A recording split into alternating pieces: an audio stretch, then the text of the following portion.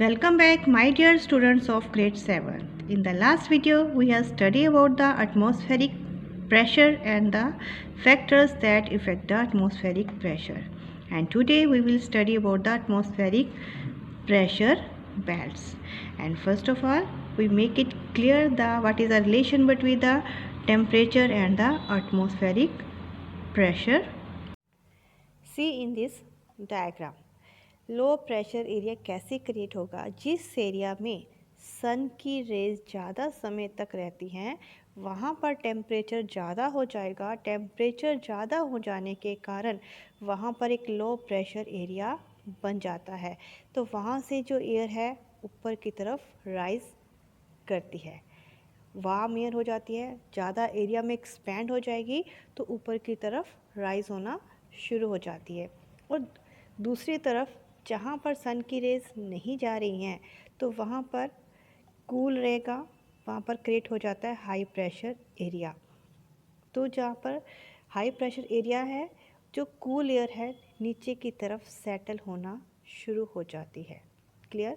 जहाँ पर अब ज़्यादा स्पेस फिल होती जाएगी, जो सब सारी कूल एयर है सेटल होती जा रही है, स्पेस नहीं है। और जहाँ पर क्या है, लो प्रेशर एरिया है तो एयर राइज हो रही है, तो जहाँ पर स्पेस बनती जा रही है। तो जहाँ पर स्पेस बनेगी तो जहाँ से हाई प्रेशर से उस स्पेस को कवर करने के कारण हाई प्रेशर से जो विंड्स हैं लो प्रेशर एरिया की तरफ मूव होना शुरू हो जाती हैं। Clear? This is known as horizontal movement of the winds और it is also known as thermal effect. Now it is clear to you what is the relation between the atmospheric pressure and the temperature and how the wind move on the earth. Now let us start today's work, atmospheric pressure belt. The first is equatorial low pressure belt between 10 degree to 15 degree north of the equator. जो equator के 10 degree से लेकर 15 degree equator के आसपास के area यानी 0 degree से लेकर 10 डिग्री से और 15 डिग्री तक भी चली जाती है, that is known as equatorial low pressure belt. और जहाँ पर क्या होता है, टेम्परेचर हाई होता है क्योंकि इक्वेटर है, इक्वेटर पर जो सन की रेज है वर्टिकल रहती है, ज़्यादा देर तक रहती है, जिस कारण से जहाँ पर लो प्रेशर एरिया क्रिएट हो जाता है। Clear? And in this zone the horizontal movement of air is almost absent. जो हॉरिजॉन्टल मूवमेंट अभी आपने समझी है वो जहाँ पर ज़्यादा नहीं होती, तो जहाँ पर जो सारा एरिया है लो प्रेशर एरिया ही है। The air in this belt rises up and creates a काम वेट जोन।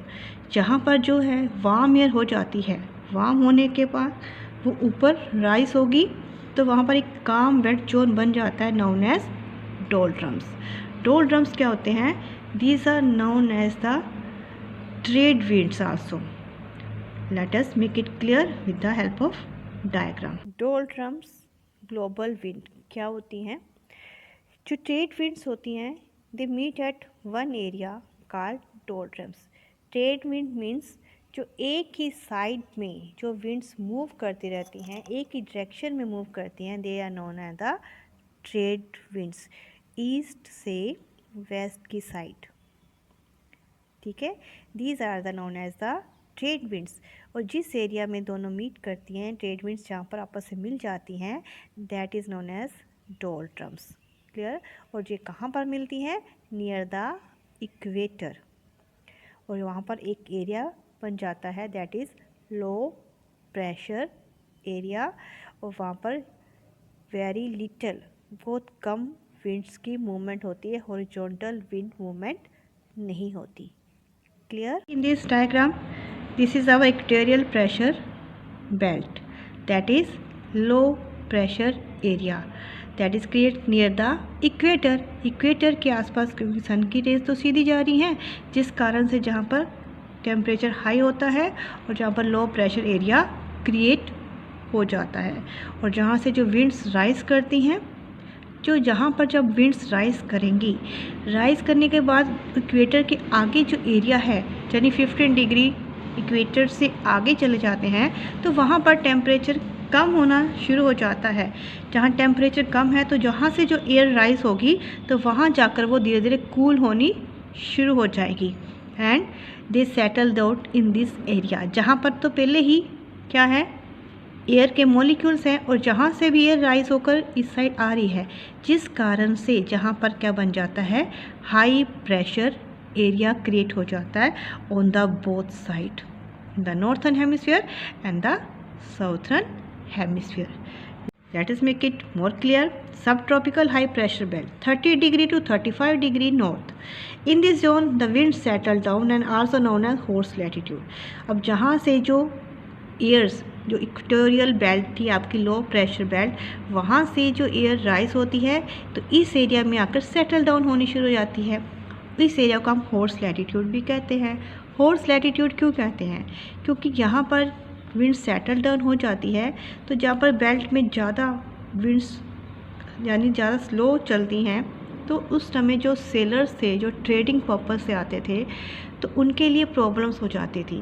तो जहाँ पर जो सेलर ज़्यादा, उनके शिप जो होते थे ज़्यादा मूव नहीं कर पाते थे, जिस कारण से वो अपने हॉर्सेस जो उनका ट्रेड करते थे उनको जहाँ पर आकर थ्रो कर देते थे इस आसपास एरिया में, जिस कारण से इसका नाम पड़ा हुआ है horse latitude. This belt is zone of feeble winds, यानी जहाँ पर ज़्यादा विंड की मूवमेंट नहीं है, तो this is known as zone of calm. The air rising in the equatorial belt, जो इक्वेटोरियल बेल्ट यानी लो प्रेशर एरिया, इक्वेटर के आसपास का एरिया, जो विंड्स वहाँ से राइज होती हैं towards deflect towards the east, east side की तरफ डिफ्लेक्ट हो जाती है, इनकी डायरेक्शन चेंज हो जाती है। क्यों हो जाती है? Because of the Coriolis force. Coriolis force क्या होती है? जब कोई भी ऑब्जेक्ट जो मूव करता है, रोटेट करता है, तो उससे एक फोर्स राइज होती है, उस फोर्स को हम कोलिसिस फोर्स कहते हैं। जैसे आपकी अर्थ रोटेट कर रही है, रोटेशन के कारण जो फोर्स बनेगी that is known as Coriolis force. तो कोलिसिस फोर्सेस के कारण जो भी ऑब्जेक्ट उस पर मूव करता है, जैसे उस पर अब विंड्स मूव कर रही हैं, तो उनकी जो डायरेक्शंस है चेंज हो जाती है। तो ऐसे ही जहाँ पर भी उनकी कोलिसिस फोर्स के कारण डायरेक्शन चेंज हो जाती है, तो वो ईस्ट की तरफ मुड़ जाती हैं। Clear? The risen air from the equatorial belt settle down in the sub tropical zones. जो एयर हमारी इक्वेटोरियल बेल्ट से राइज होगी तो बाहर जब चले जाएगी ट्रोपोपोज, मीन्स जहाँ पर इक्वेटोरियल बेल्ट ख़त्म होती है उसको कहते हैं ट्रोपोपोज। तो वहाँ से जब बाहर जाएगी तो वहाँ पर तो टेम्परेचर कम है, तो उसके आगे जो एरिया है जहाँ पर मॉलिक्यूल्स पहले ज़्यादा थे, तो वहाँ पर जहाँ पर टेम्परेचर कम है वहाँ पर सेटल डाउन होनी शुरू हो जाती है। Clear? And that is known as sub tropical zone. तो वहाँ पर अपने आप प्रेशर क्या हो जाता है? हाई प्रेशर एरिया क्रिएट हो जाता है। जैसे मैंने अभी आपको समझाया था कि वहाँ पर पहले ही एयर मॉलिक्यूल्स थे उस एरिया में, जहाँ पर पहले तो एयर मॉलिक्यूल्स थे, जहाँ पर से एयर राइज हुई और जहाँ पर आकर सेटल डाउन होगी, जिस कारण से ये एरिया क्या बन जाता है? High pressure area. Clear? Next is the sub polar low pressure belt, that is near the poles. Subpolar low pressure belt 60 degree to 65 degree north and south of the equator. This belt is also dynamically induced. In this zone, the surface wind spreads outward due to the Earth's rotation and causes polar whirls, due to which the low pressure tendency exists. But the intense low pressure temperature around the poles cause a thermal effect to overcome the dynamic ones. And the polar high pressure belt near the north and the south pole. This is a zone of high pressure. As the temperature in this region remains very low, the air in this belt subsides due to the intensive cooling and result into the high density. Now make it clear from the diagram again. This is our polar area. जहाँ पर क्या होता है? Temperature काफ़ी लो होता है दोनों side, जिस कारण से वहाँ पर हाई प्रेशर क्रिएट हो जाता है। अब जहाँ पर हाई प्रेशर है तो सभी जो एयर्स होती है जहाँ पर सेटल होना शुरू हो जाती हैं। अगर जहाँ हाई प्रेशर है तो इसके आसपास के एरिया में क्या होगा?